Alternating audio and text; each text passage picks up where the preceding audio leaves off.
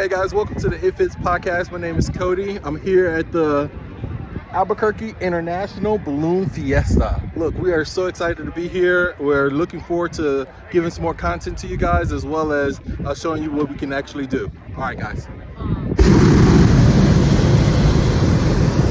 Woo-hoo! All right, see y'all soon. Bye now.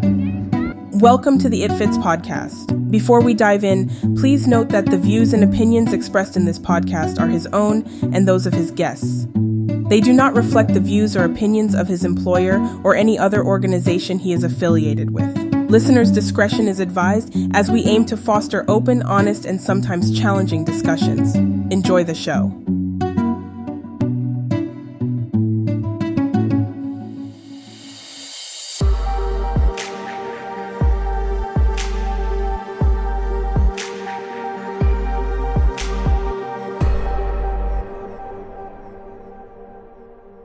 Hey guys, welcome back to the ITFITSS podcast.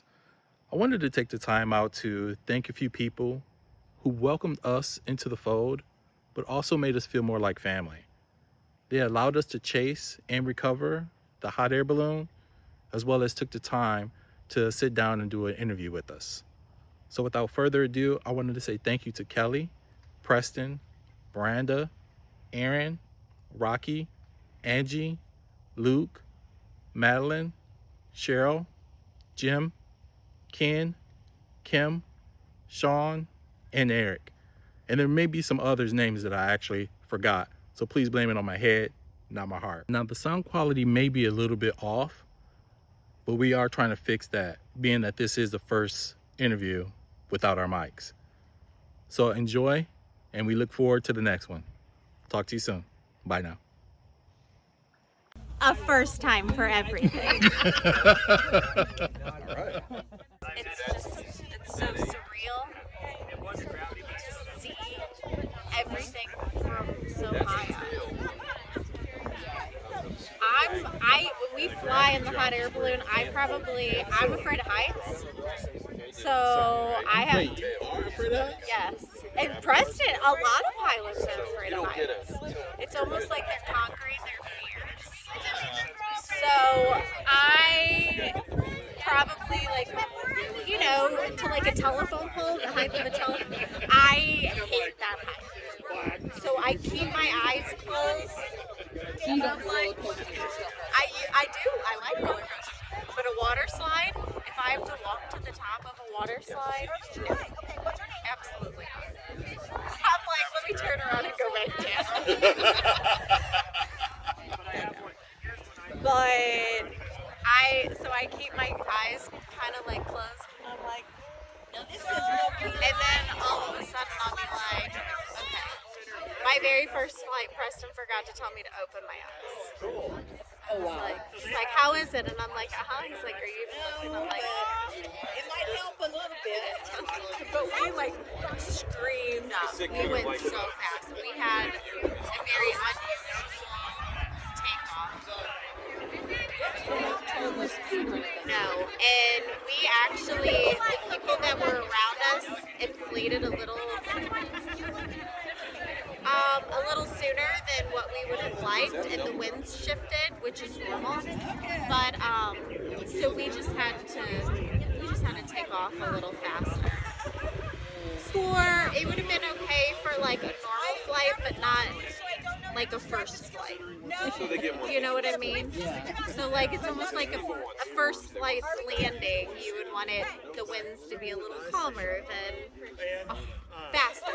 We'll go on Monday and Tuesday. It's like the ones you see on TV where they land and the dragon tops the ground. You know, that happens. But I think that's my question. Like, even doing that or, I don't know, but trying to land, you know what I'm saying? And it's still the wind picks up and it's holding you and it's kind of like, Because are you coming or waiting? yeah, our daughter, we were in Indianola for the Classic. She experienced a high wind landing, which high wind, I mean 8 miles an hour, 10 miles an hour. The landing's just a little harder. But, the pilots are prepared for things like that. so they, he, for instance, didn't want to take anybody up because he knew his landing was going to be a little harder. We're in the car. We're always ahead of where they're going to land because we watch on, our locations. So we were already there waiting and ready for him to land, and she watched his landing, which was a little harder, and you drag 15 feet, and she was like, oh my gosh, is he okay? Well, he was the first one to land in this tiny little spot. Well, 5 other balloons came in, and we caught them all. And so when she went to fly Labor Day weekend with him, she was completely ready. She's like, I'm ready, I want to go. She got in the balloon as soon as it stood up, and she wanted down. She wanted to land as soon as she was up because she realized, oh my gosh, we have to land. And she remembered the last landing, and she's, concerned, like, oh my gosh, are we gonna land and drag, and is everybody gonna have to run out and catch us, and all of this? But his landing with her was perfect. Just one jump. This for the little one? Yeah. So But he was like, I'm never flying with her again. we were talking about scoring. She wanted down as soon as she got up. So what would you say like your absolute favorite flight is? Scott was doing it, right? My favorite flight. I'd say my first flight was my favorite flight. Yeah, that's back when she still liked me. All right, now she just loves you, right? So my first flight was New Year's Day, and So we can ask you some questions too. Let me get okay. it was -7 degrees out. KU is -7? Yeah. But it's better to go when it's cold, though, right? It is. So is You KU. you can fly longer. It's just colder. The buoyancy, you're a lot lighter. It is. It's so cold. I had on like 5 hoodies, a scarf. I just had like 3 pairs of pants on, snow boots. What else? A stocking cap. There was snow. Oh no, it was so cold. But what I didn't know was that when you fly, you are going with the wind, so it wasn't as cold. Look at mind me. You have the best fucking running back. Yeah, there's no wind chill. There's no wind chill. There were probably 10 other balloons that flew that Just morning. started third quarter. 10 balloons of fluid. So, man, that means y'all had the whole sky to y'all. So we had, yeah. That was my coldest flight I've ever done. Eskimo Joe's is awesome. Our fan didn't want to work, so we had to borrow a fan because my fan didn't want to start at all. cold. Was this at one of those Iowa winters? So I'm thinking Oh, that it's down- he it's just down here. has First no flight. idea how to fly. You know? Or no, not down here. I was like, It oh, is your first I'm flight. trying to impress We're just me. talking about the coldest flight ever. The other day, we were just talking about the coldest flight ever the Because other you day. went out, And minus then you go out with minus Scott. 40. Yeah. Minus 40. -40. Is that when you did Poland? No, that was in Indianola. It was in Indianola. It was in Indianola. It's funny. Right. I think the actual temperature was like the boys baseball team. They got hats. Wind chill was like minus 40. Does it? How long did you fly for? Oh yeah, we flew 4 times that week. We flew Saturday morning, Saturday night, Sunday morning, Where, Sunday back home, night. I don't so know what the by hell we were thinking. where I live, which is super cool. So that would have been the first time that I ever saw, you know, But it was good. my hometown above ground level. And see, that's also real different too, like, because when you're in an airplane, you're like surrounded by all that metal or what have you. Yes. You're Yes. in the balloon, you're just like free, right? It's like you have that. You got that panoramic the entire flight. Yes, and I probably white knuckled it the entire time. Did you really? Eyes closed the entire time. Okay, they weren't closed the whole time, but you know. Like I'm actually scared of heights.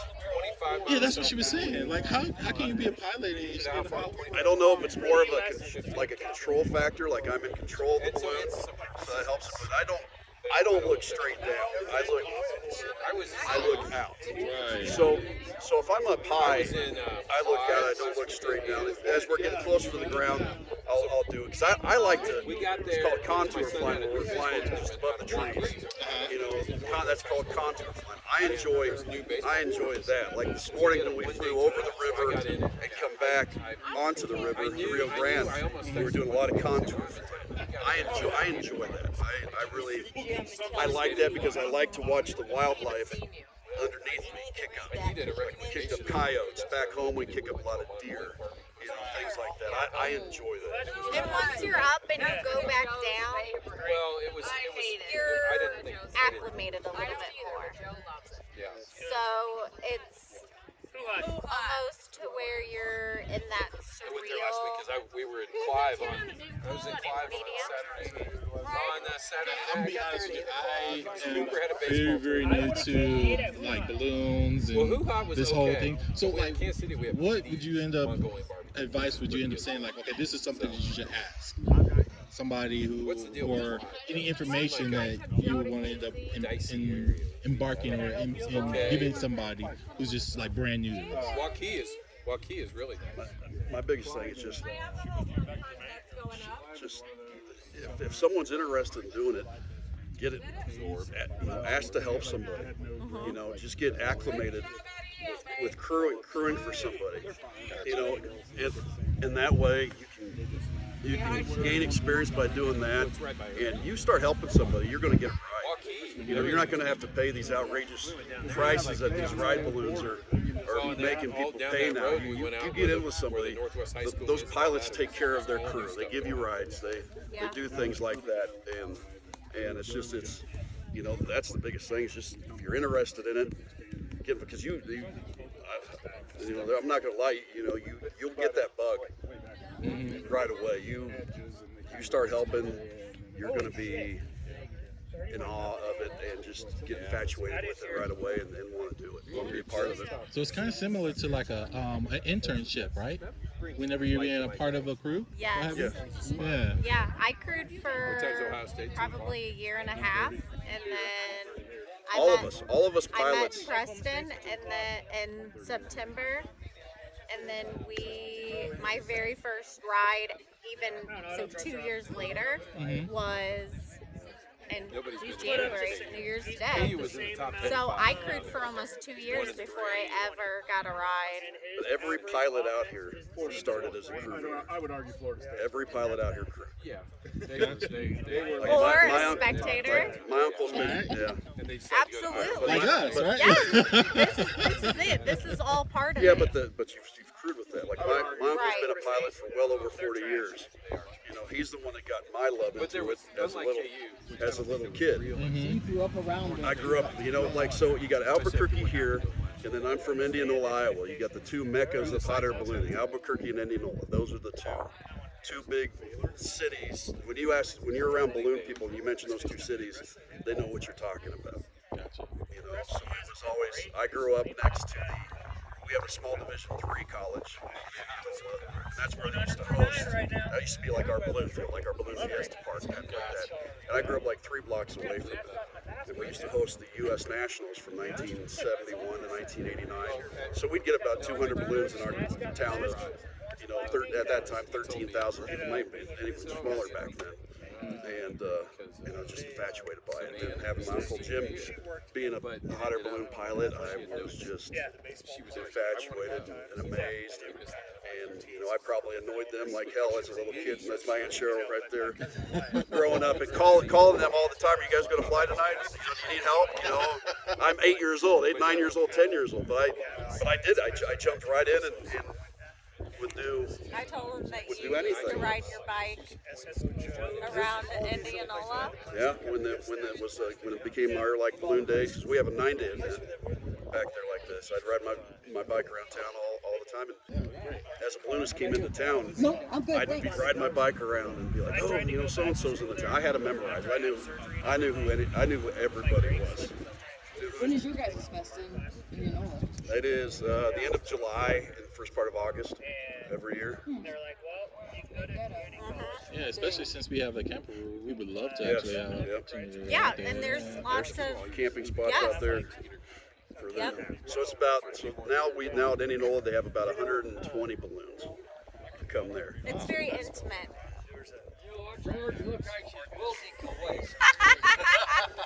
Thank you. That's my Uncle Jim. He's the one that got me involved in all this. Come sit over here. That's in the sun. Yeah, see, all my dad and his brothers are all redheads. Thankfully, I'm not a redhead, but we're all bald now. It's gonna be red. We're all bald now. Hey, I'll resemble that. Yes, yes. That's what I tell all these kids. When I first got into balloon, I said I had this, big afro and stuff like that. And when I did the burner for the first time, it burned it all off. There you go. Oh, I love true that story. effect. There you go. When these kids come in and they're like, "Wow, that fire's so hot." I always tell It them, was today. I had an afro first, and they're like, I had to go "Okay, I feel the heat. I feel it. Okay." yeah, he's the one that's responsible for getting me involved in it and sparking my love for it as a little 2, 3, 4-year-old kid. So are your kids into it now too? Do you have a boy? Yeah, I've got, well, combined we've got 6. But I've got a daughter that's 24 that's always been a part of it. My son, who's 18, has been a part of it. Not so much anymore. And then our daughter that's 5 is really, really a big part of it. But they're not into it as I was at that age. Like at 8 years old, you could tell me anything with the balloon to go do, and I knew exactly what to go do. Oh, that's so true. Our 13-year-old this year has stepped up tremendously. She's really taken the initiative to want to be a part of it and want to help and be involved and be relied on, which is huge because it's the first time that, in her life that she's done that.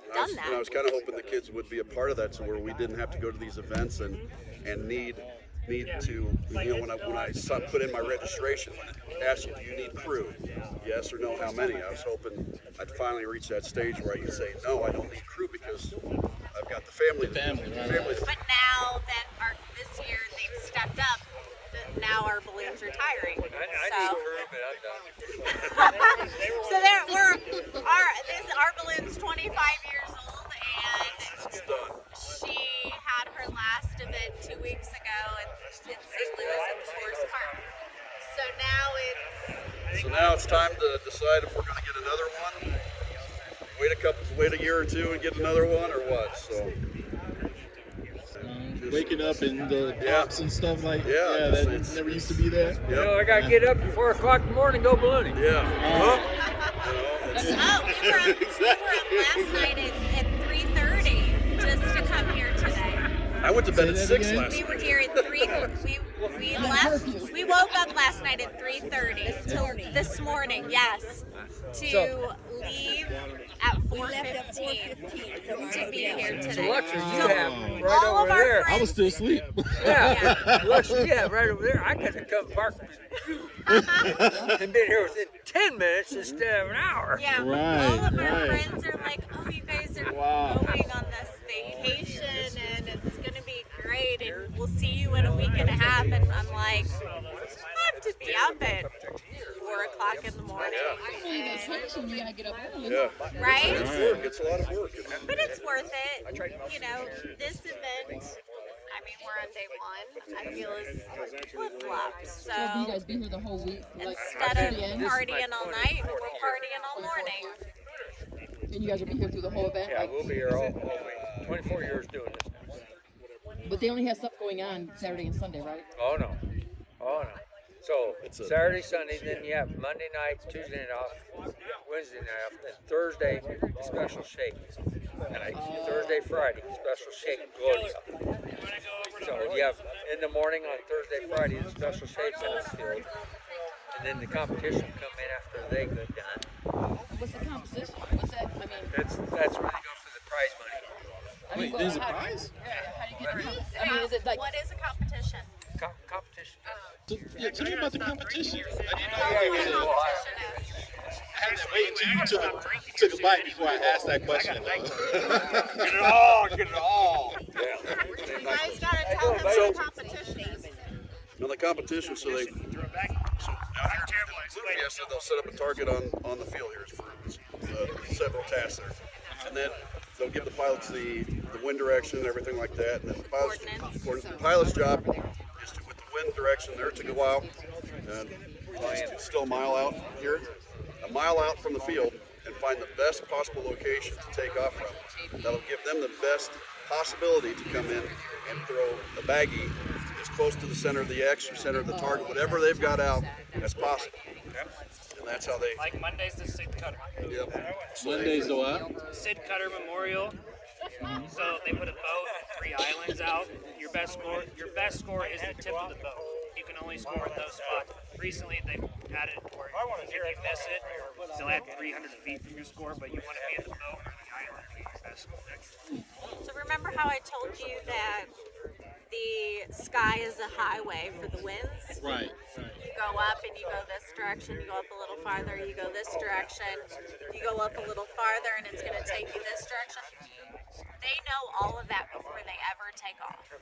So they're looking at all of those factors when they're considering their launch spot from out farther. So then they go out there and then they have those their GPS flight techs on their baskets, and they're watching that to see what wind direction and where they need to go, when they need to go to that Like elevation. height. Yes, to that elevation. Once we get up, though, it's a lot of eyeballing, though, too. Yeah. The other balloons around, Yes. so we can, because Mother Nature, she's a wicked girl, and she changes every second. So, we go up and things can change in a moment's notice. Some people like to take off later. Some people like to take off earlier because you don't want, like me, I wouldn't take off earlier because I don't want to see anybody in front of me. Yeah. Usually I fuck up then.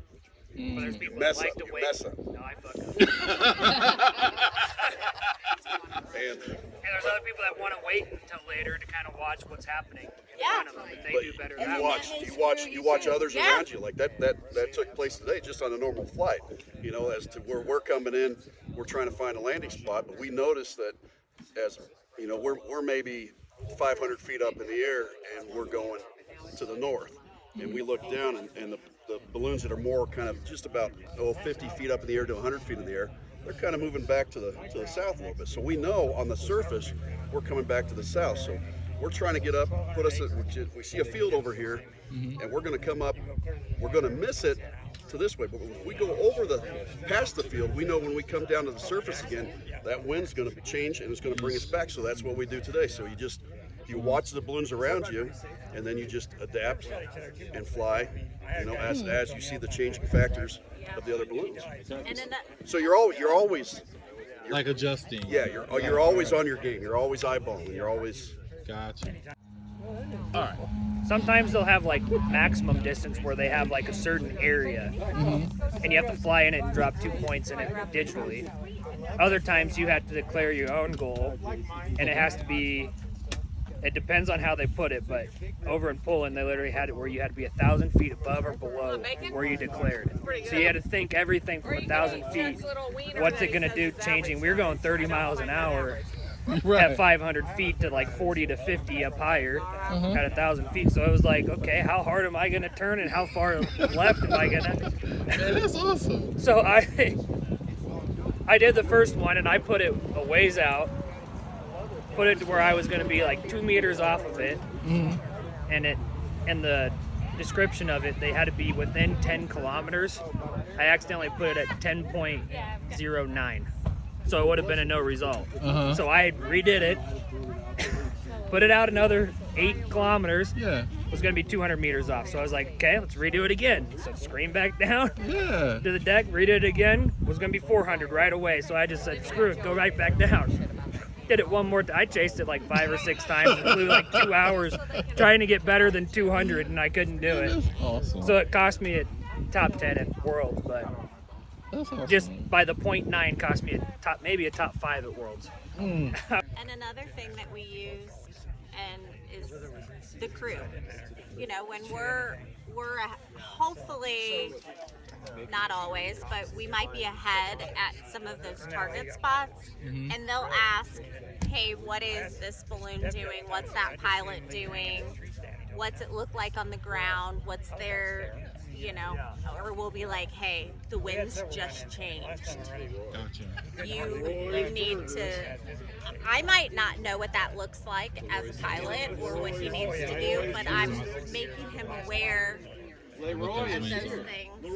So do the pilots communicate with each other? Like if you get something that's bad, Sometimes if we're in a group and we've got the same channel or something like that, we will.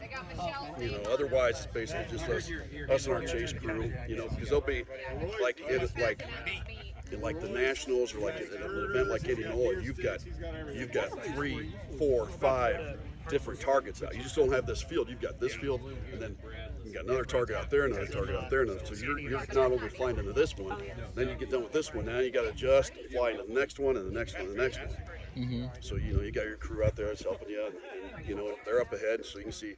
You know, most of the time the balloons, the crew always gets familiar with who's balloon. So you can just say first name type thing. Hey, so and so's over this target. What's he got at the surface there? And then they're like, yeah, he's going southeast. You know, or he's got a hard, or you know, he's got a hard right on the surface. You know, it's a lot of teamwork. There's a lot of teamwork in there, and then you know, it just comes down to the pilot. You know, anytime that I've not missed a target, it's pretty much been on me. You know, I've either come down too soon, gone up too late, or the wind's just changed. Yeah, the wind's just changed. It's a luck. You know, yeah, it's a luck factor too. Everybody's going this way, and you will look up at the sky. And then I'm going the opposite way. Preston is going that way, and everybody will comment on it. Yes. doing his own thing. I'm just. And I'm sitting here like, please come to me. I'm right here. Like. So how many people are usually like, on a crew, on an average? Probably 3 to 5. Oh, okay. I was thinking more than that. There might be more depending on the size of the balloon on that, but normally probably 3 to 5. Because I see when you guys were Jim, how many people are usually on your crew? Yeah. Sometimes the more the merrier. Yes. Oh yeah. And that's just it. I always say the more the merrier. If someone wants to come along, absolutely. It's a learning curve, which is good for everybody. Yeah, you're an actual experience the more deal. It's nothing to see us come in, drop the basket, pull the envelope off, and watch us fly bye-bye. Right. It's the receiving end out there where we got to find you. Right. To pack that thing away. So it always looks easy from spectators. Like, I could do it does that. look easy, but the receiving out there is totally different. Yes. I mean, today they landed in a beautiful backyard, but it was all irrigated, and you walk on it, it went squish, squish. So we packed it up and had to carry them out. There's 3 of us. So we all teamed together and carried everything out. Right. And those things aren't light. Yeah, because you were saying that one of them is like 200, or was it 200? Oh yeah. I think Miranda was telling you how much Double Trouble weighs. So double Trouble weighs 265 pounds. The big balloon. The one Aaron flew today was 235 pounds. What's the basket? That's just the balloon. The basket is another 450 pounds. Wow. And you have to move all of that during. Exactly. So you guys just randomly like land in yards? How do you get permission from like the people? Today we landed at, there was a white X out there. That means come on in and land, we appreciate it. Oh, okay. So I could go. If I lived right here, I could put an X. Yep. Right. And you guys. Oh, okay. Yes, exactly. Because they also knew that the balloon festival is going on, so. Yeah, they go around and start marketing this thing probably about in September. And they go around talking to a lot of landowners to get the permission to come in to there. the We call them landowners, the residents. I mean, today they land in the backyard of a resident. But it's like the Bloomfest commissioner or whatever goes through and gets permission. Got you. And then How much clearance do you guys need to be able to we don't take need- off we don't or? need clearance. The only thing we need out here is the zebra launches. But when you land, so you don't need enough clearance to bring down the balloon portion of Clear it? a tree or an antenna, a roof line, put her down. So does it, when it comes down, does it just like flat fall down together? They come down this morning and come down and stood up. They were stand up landing. Oh, okay. I didn't know how the balloon landed. Like if they would get stuck in a tree when it goes like when the air goes out of it. So there's a crown line. So I don't know if you guys saw earlier when I don't Come in and say hey. They're filming. They're filming. sit. Okay, so do you remember earlier? Did you guys get pictures where they had that tether or that crown line? So when they land, we it just kind of depends on who's on the crown line. So Kim does crown line. Hi Kim, let's get you in here and have a seat real quick. Hi Kim. So I do crown line. So when they land, they don't put as much hot air to the balloon and kind of let it cool off a little, and then we pull it down. But today the two pilots did it. Okay, so when they landed, they didn't have the really cool crown line people to help pull it down. We did it. But, Yeah, you know, right. it's No, still and good. Milk did. You know, it's good practice for you. But It's all good. when it depends on the landing environment. If there's a bunch of kids there, then we might leave it up a little bit longer so the kids can come up and look at the basket, look up inside, talk to the pilots, and then we'll take it down. If it's somewhere like what Jim was saying, soft sod, freshly laid grass, which would be the sod, a golf course, somewhere where we just need to take it down, then we would take it down, or we might even lift it and move it to somewhere closer to where their vehicle is. But even though with that soft spot today, they were more than welcoming. They wanted us in there. Their kids were in there, and it was the ideal spot.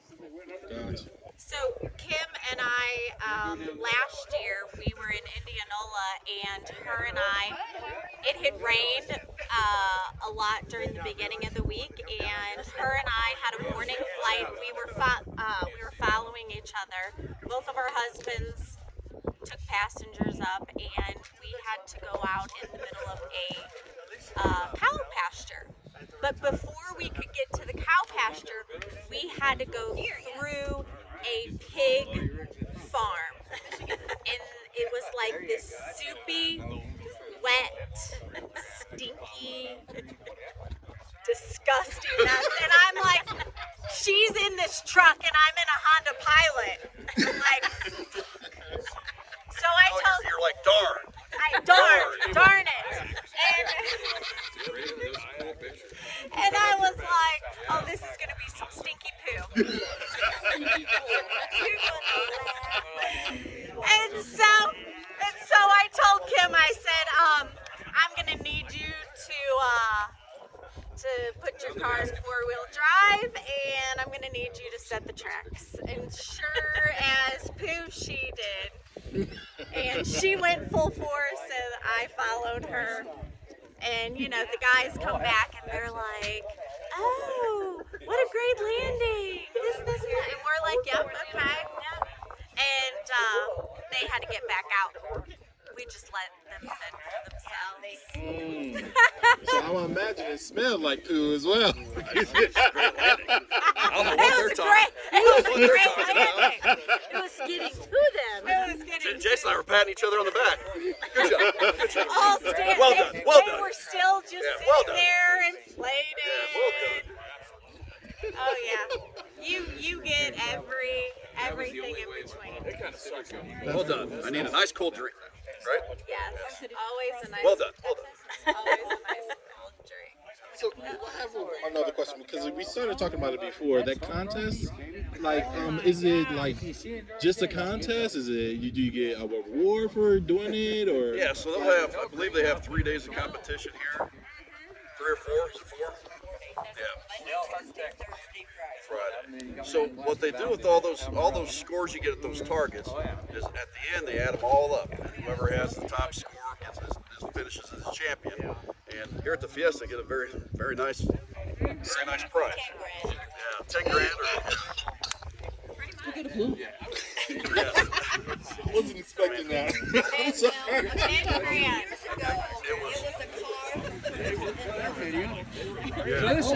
Harley. Gracious. Wait. I mean, but let's back up. Let's back up though. You're never going to get rich doing this. In fact, you just said 10 grand. In fact, that guy I saw on the street corner asking for money, we're more apt to be that. But yeah, you can. But it's like I said, there are a lot of good pilots. I mean, you've got world champions here flying at this thing, and it's hard. But this event, the winds are so weird that it's anybody's ball game. I've seen people here that have won here that hardly win. Yeah. Have you guys won anything? Oh, that's yours. Aaron's gotten like 5th, hasn't he? 5th place, 6th place, and a 7th place. Yeah, Aaron's his son, my cousin. He left early. He's a fun hater. Wait, didn't he go to Buffalo Wild Wings? He went somewhere. His wife had the win. Yeah. He does whatever his wife tells him to do. I guess that's okay. If it works for them, it works for them. Miranda, I'm sorry if you're watching this. Are you guys coming back out tonight for the night? Have a seat. Have a seat. I actually come over to ask George why the hell his camera's pointing. Well, here, come here. Hey, we're gonna give him the through the eyes. Oh, he's the other nephew. Through the eyes of the crew chief. So you see what he's drinking here? Busch Light. Busch Light, very popular in Iowa. Now he helps a pilot back there, Leroy Clare. Leroy, how many millions have you spent on beer this year for him? Oh my God. Might be cheaper to ask him how much he spent on balloons. Yeah.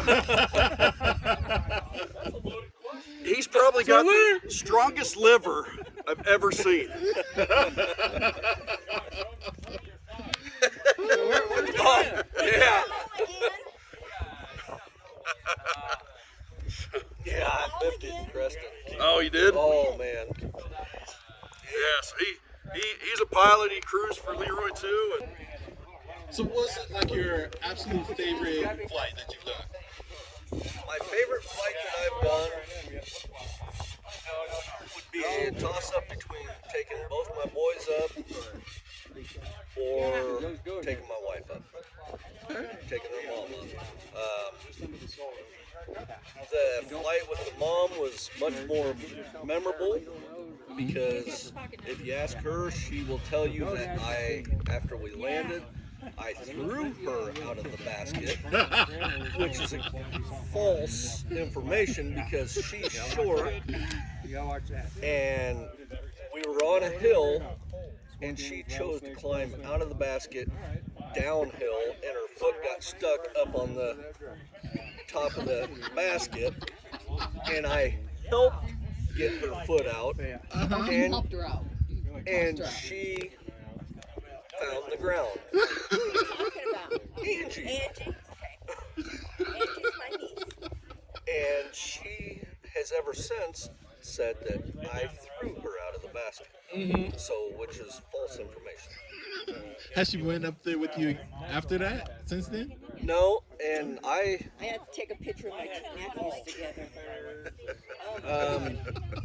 And actually one of my, with me and the boys, one of my most prized flights was our youngest son, Tyler. I'm sending this to Angie and saying, this is double trouble.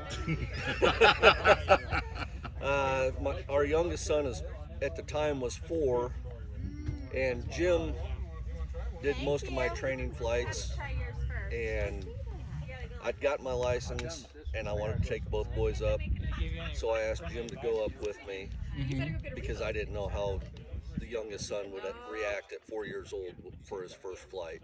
Right. And so I had Jim go up with me just in case I had to have him take controls, and I can worry about Tyler. Gotcha. And Tyler was a trooper. It was a triangle basket. He'd go around corner to corner to corner, looking over the sides, and then all of a sudden he'd look, are we done yet? Mm-hmm. It's like, no, we got a ways to go. Sat down. Look through the hole?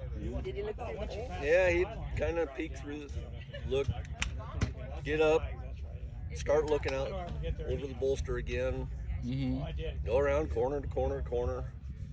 Now, what's the difference between like a triangle and a rectangle basket? It's the manufacturer. Triangles are better. Yeah. Triangles are better. It's just the. Like I was raised on the triangle, but since that, Triangles are easier to put yeah. together.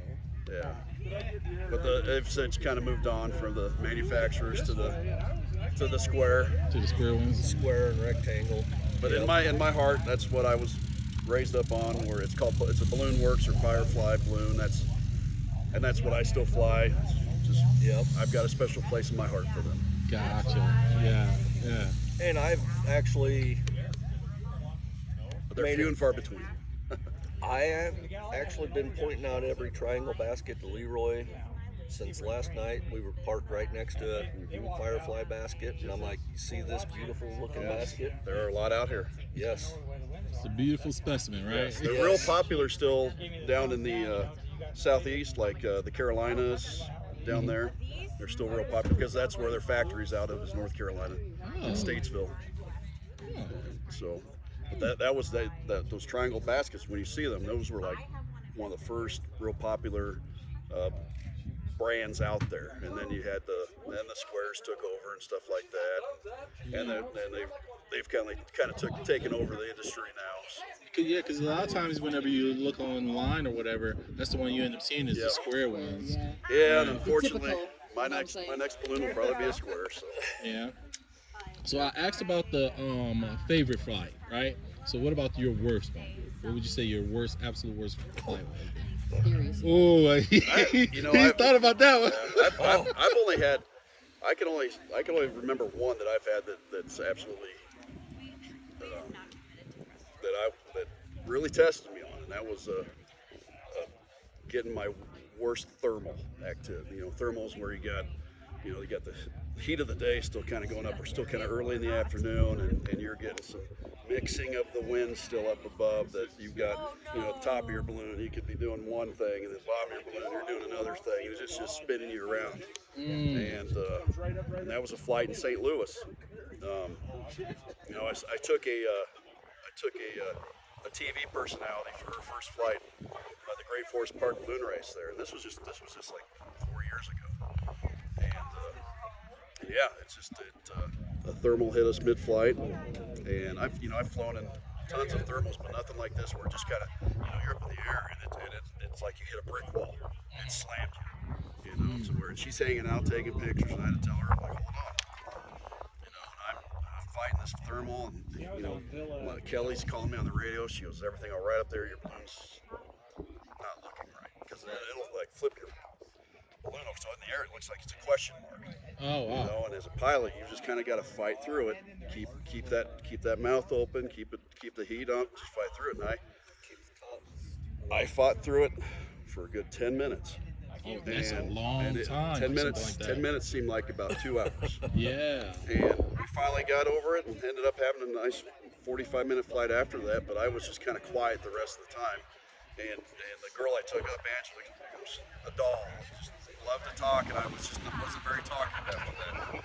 And after we landed, we had a beautiful landing and everything like that. And after that, I kind of told her, I said I didn't mean to sound grouchy up there when she was just out there taking pictures, kind of carefree, hanging out.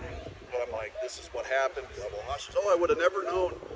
You explained it perfectly up there. All that. I said, yeah, Angela, but inside my head I'm going, oh shit.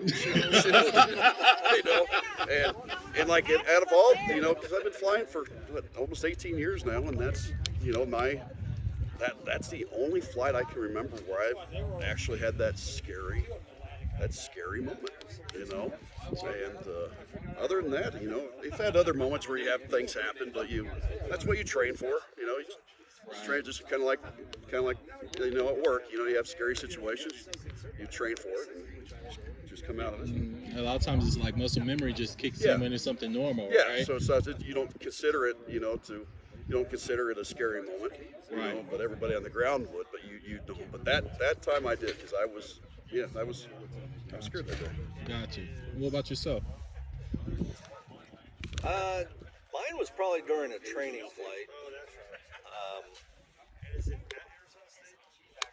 Aaron, the pilot that was training me at the time, had actually, we found a cul-de-sac to land in, and there's people out there taking pictures, and he hollered at them, "Is that your vehicle down there in the cul-de-sac?" And they're like, "Yeah."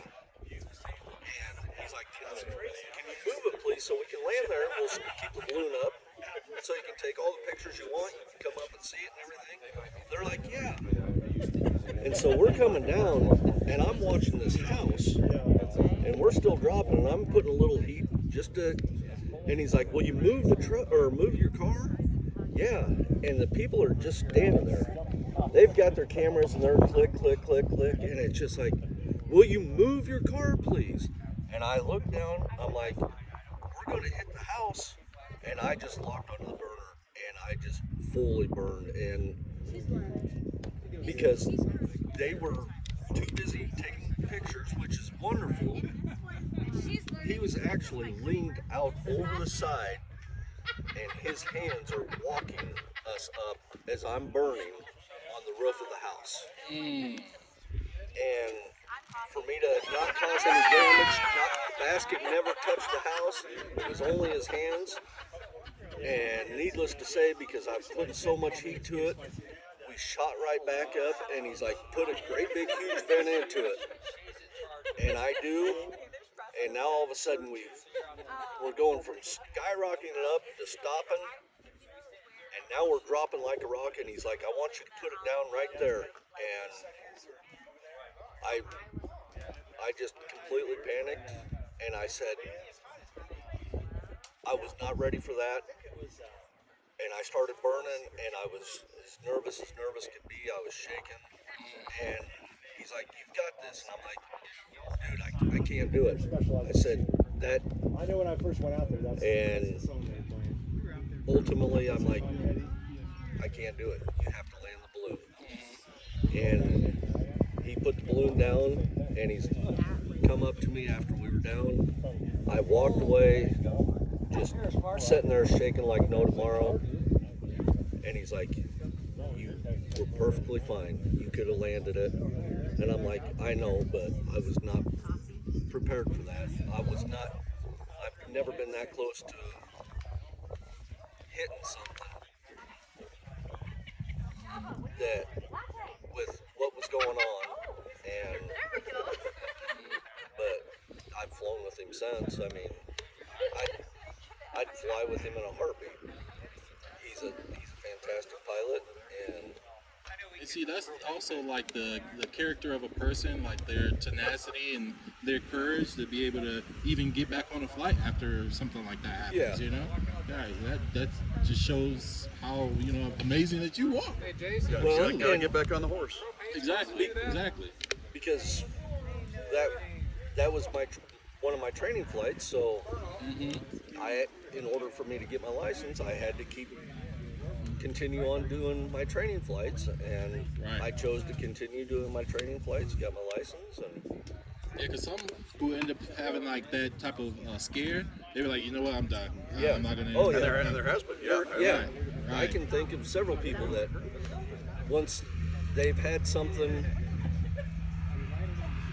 dramatic happen, even though it was nothing serious, and that's, for me personally, that's why I do not pilot, or I will not pilot without somebody else with me, is because I had a traumatic experience at work that triggered something in my brain, and I will never fly without having another pilot with me. because I'm not going to put myself, my friends, my family, even people in jeopardy that I don't know in jeopardy, because all of a sudden something triggers and I panic. That's part of what they end up teaching us inside of PTSD too, right? Yeah. Whenever you have that like a PTSD moment or something that ends up reminding you of that moment, then it ends up kicking in and you just can't control it. Yeah. You know? Yeah, but I've been in the air since we've had our accident at work, but not as a pilot in command. But I've actually been up in the air, and I'm perfectly fine, but I'm 100% more aware about my surroundings. Right. Because I will be, my head's on a swivel. I thought it was 5:30. And I'm okay. What? Here. I think it will be good. And I am 100% perfectly fine with not flying, because I absolutely 100% love crewing. I mean, me personally, I love crewing on a windy day because I'll help whoever I'm helping get them on the ground, and then I will go to Preston or Angelica or Eric, or even if it's a person I don't know, I will run over, help catch them, get them on the ground. Once they're settled and on the ground, okay, you're good? Good. Okay, on to the next one. I just love crewing. One of those things where it's like we're here to help as many people as we can, right? Yep. Teamwork makes the dream work, right? Exactly. Thank you very much. I really do appreciate you and spending this time with me, man. Hey guys, thank you for watching the ITFITSS podcast. Please remember to like, comment, and subscribe to our YouTube, Facebook, TikTok, as well as our Instagram channel. If you have any questions, cares, comments, or concerns, please don't hesitate to reach out to us. Talk to you soon. Bye now.